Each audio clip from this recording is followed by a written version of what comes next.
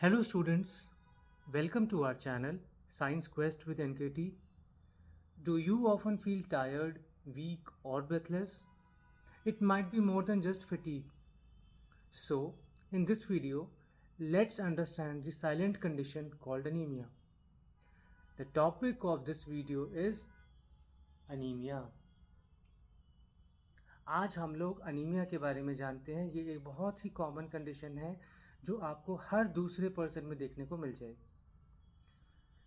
So, anemia is a condition in which the number of red blood cells or hemoglobin levels are lower than the normal. Anaemia वो condition है जिसमें कि हमारा red blood cell का number या फिर haemoglobin का level normal से कम हो जाता है। बात करें नॉर्मल हीमोग्लोबिन लेवल की, तो अडल्ट मेन में जो नॉर्मल हीमोग्लोबिन लेवल है that is 13 to 18 gram per decilitre of blood. Adult women में बात करें तो it is 12 to 16 gram per decilitre of blood.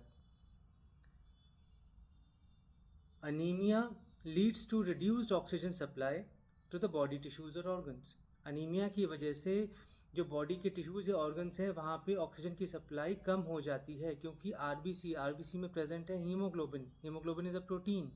Haemoglobin का काम है ऑक्सीजन ट्रांसपोर्टेशन।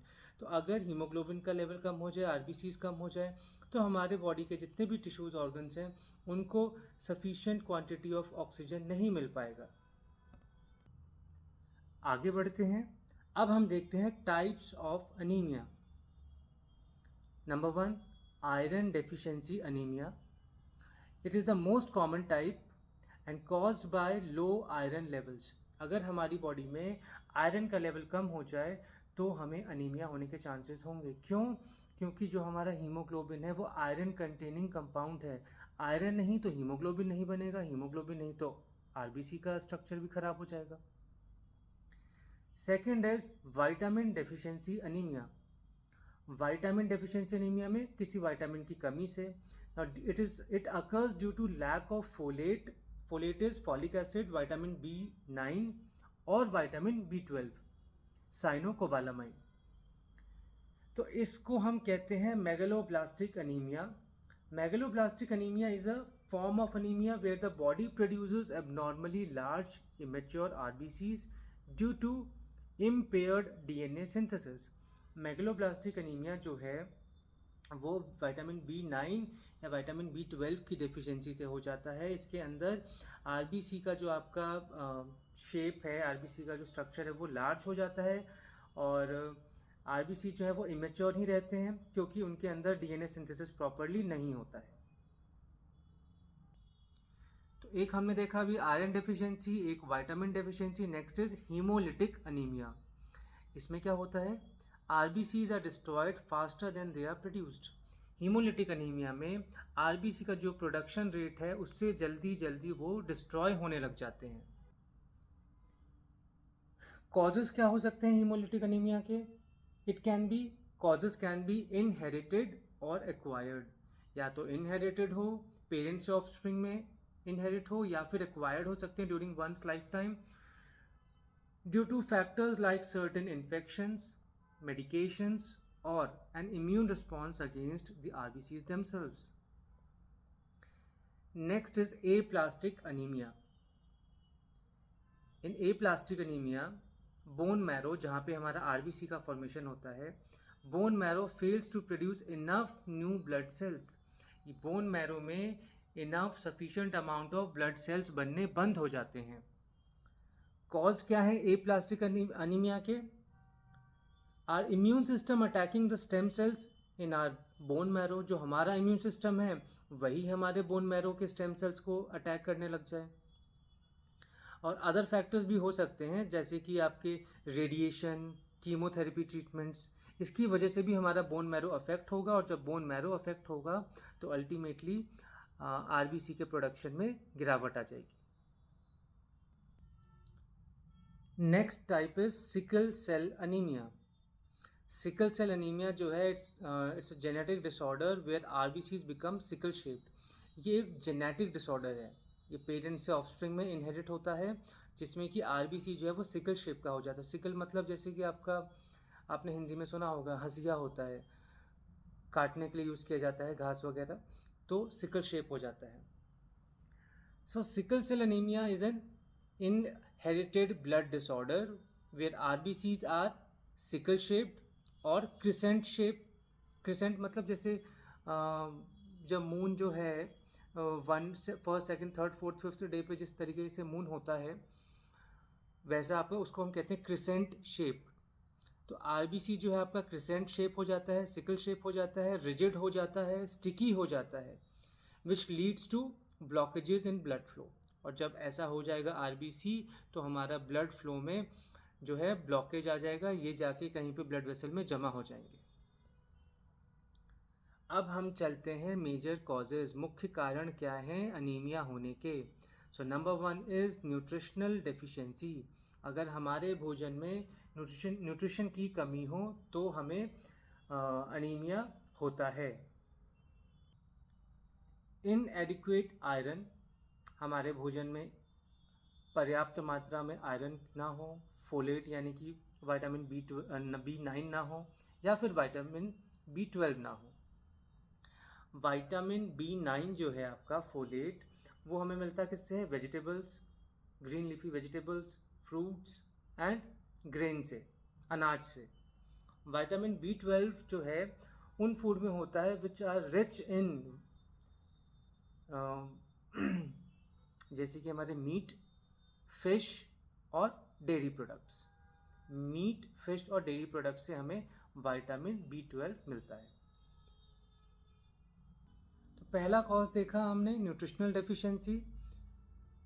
दूसरा हम कॉज देखते हैं ब्लड लॉस। अगर हमारी बॉडी से excess amount of blood loss होगा तो भी अनीमिक कंडीशन जनरेट हो जाती है। अभी किस वजह से हो सकता है? Due to heavy menstruation in female, due to injury, या फिर अल्सर या तो माउथ अल्सर हो या फिर गैस्ट्रिक अल्सर हो सकते हैं। नेक्स्ट इज क्रॉनिक डिजीज, कुछ ऐसे डिजीज जो बहुत लंबे टाइम तक हैं बॉडी में, लाइक किडनी डिजीज, कैंसर और certain types of infections. So in chronic condition the kidney produce less erythropoietin. chronic condition में जो हमारा किडनी की बात करें तो वो हमारा erythropoietin बहुत ही कम अमाउंट में प्रोड्यूस करता है। erythropoietin जो है आपका एक हार्मोन है that signals bone marrow to produce RBC. erythropoietin, EPO, erythropoietin जो है erythropoiesis में हेल्प करता है। erythropoiesis is the process of formation of RBCs in the bone marrow. तो erythropoietin प्रोटीन अगर किडनी डिजीज की वजह से नहीं प्रोड्यूस होगा तो आपके बोन मैरो जो है वो आरबीसी प्रोड्यूस नहीं कर पाएंगे, तो एनीमिक कंडीशन जनरेट हो जाएगी। Next cause is inherited conditions, जैसे कि सिकल सेल एनीमिया जो हमने अभी बात किया था पहले, थैलेसीमिया जो है वो आपका इनहेरिटेड ब्लड डिसऑर्डर है जिसके अंदर हीमोग्लोबिन का लेवल कम हो जाता है। It is caused by gene changes in cells that make haemoglobin. जो जीन्स आपके हीमोग्लोबिन बनाते हैं उन्हीं में चेंजेस आ जाए तो आपका थैलेसीमिया कंडीशन जनरेट हो जाती है। और थैलेसीमिक होगा कोई तो वो एनीमिक भी अल्टीमेटली हो जाएगा।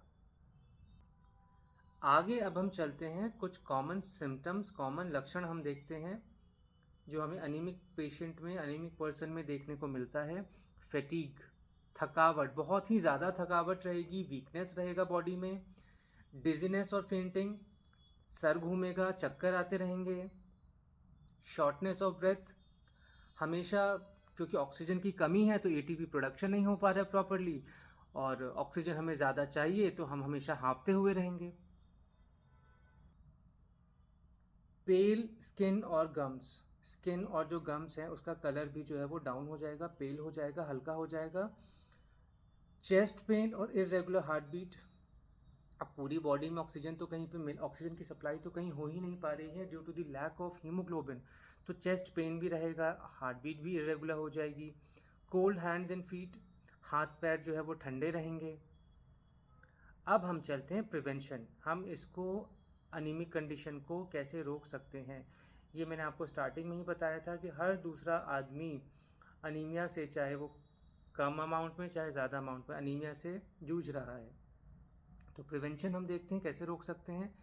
ईट आयरन रिच फूड्स, ऐसा भोजन कीजिए जिसमें आयरन की मात्रा पर्याप्त हो, जैसे आपका green leafy vegetables, red meat, lentils, fortified serials.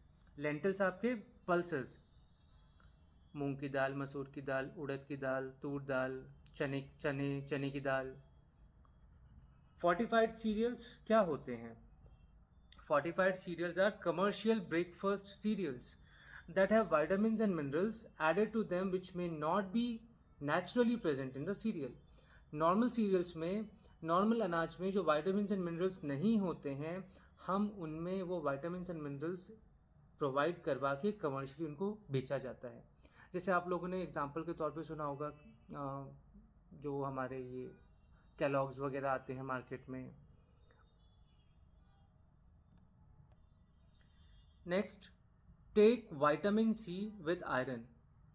Iron के साथ विटामिन सी का कंजम्पशन करें, क्योंकि vitamin C enhances our body's ability to absorb iron. ये एनहांस करता है एब्जॉर्प्शन किसका? आयरन का। अगर हम विटामिन सी के साथ आयरन लेते हैं तो आयरन का एब्जॉर्प्शन हमारी बॉडी में अच्छे से हो पाएगा। Next, regular health checkups. ये तो बहुत मैंडेटरी है कि हमें रेगुलरली एक रेगुलर टाइम इंटरवल पे हेल्थ चेकअप करवाना चाहिए, सो दैट हमारी बॉडी में अगर कोई भी प्रॉब्लम आती है, कोई भी डेफिशिएंसी है, तो उसका टाइमली ट्रीटमेंट हो सके। Next is treat underlying conditions early. जो मुख्य कारण हैं, जो रूट कॉजेज हैं, उनको जल्द से जल्द ट्रीट किया जाए, नहीं तो वो एक भयानक रूप ले सकते हैं, फिर उनका ट्रीटमेंट मुश्किल हो जाएगा। नेक्स्ट हम चलते हैं डायग्नोसिस। अनीमिया को डायग्नोस कैसे किया जाए? Number 1 is complete blood count test, CBC test किया जाए। CBC test is a routine blood test that measures the levels of different cells and components in our blood, including RBCs, WBCs and platelets. CBC एक normal blood test है जिसके अंदर blood cells और उसके blood के जो sales हैं और ब्लड के जो अदर कंपोनेंट्स हैं उसका नंबर मेजर किया जाता है, उनका लेवल मेजर किया जाता है। Next is haemoglobin and haematocrit levels. Blood में हीमोग्लोबिन का लेवल चेक किया जाए, एडल्ट मेन और एडल्ट वुमेन में कितना है ये हमने पहले डिस्कस किया। हीमोक्रिट लेवल्स क्या होते हैं? अगर हम मेल की बात करें तो मेल में होता है 42 to 52%, फीमेल की बात करें तो 37 to 47% होता है। Haematocrit is the proportion of RBC to the total volume of blood. Total volume जो ऑफ ब्लड में आरबीसी का प्रोपोर्शन कितना है वो आपका हीमोक्रिट लेवल कहलाता है। मेल में 42 to 52% है, फीमेल में 37 to 47% है। Next is iron studies and vitamin B12 test किया जाए, तो इससे हमें पता लगा कि क्या बॉडी में आयरन की डेफिशिएंसी है, विटामिन B12 की डेफिशिएंसी है, तो उसको ट्रीट किया जाएगा फिर। Next is treatment. हमने कॉजेज देख लिए, सिम्टम्स देख लिए और डायग्नोस्टिक टेस्ट भी देख लिया। अब जब कंफर्म हो गया है कि अनीमिया है तो उसका ट्रीटमेंट कैसे किया जाए? Through iron supplements. Iron supplements दिया जाए।